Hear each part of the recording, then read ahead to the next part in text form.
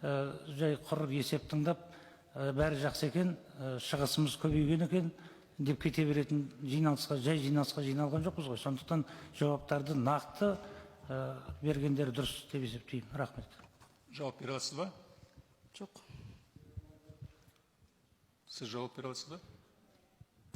Жауап бермеймін, бірақ біз ертең Өкінішке орай, келуге... мен сіздің сөзіңізді бөлем, дайындалмай келгенсіз, өкінішке орай.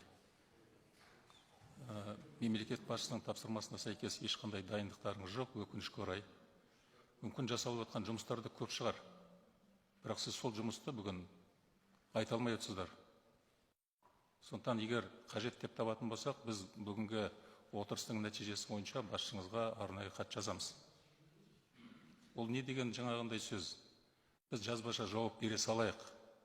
Біз мұнда сіздердің есептеріңізді тыңдап жазбаша үшін емес, ертеңгі халықтың алдына барғанда осы мәселелер қойып едіңіз кезінде, біз бірлесе отырып, өкіметпен осы мәселені шештік деп айту үшін жиналып отырмыз.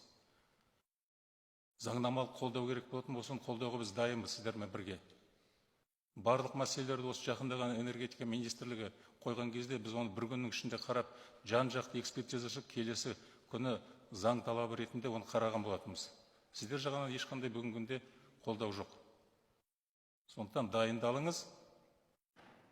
Біз уақытысын айтамыз жұмыс тобының отырысына. Егер ол жерде жауаптарыңыз осындай болатын болса, енді бізге ренжімейсіздер, өкінішке орай.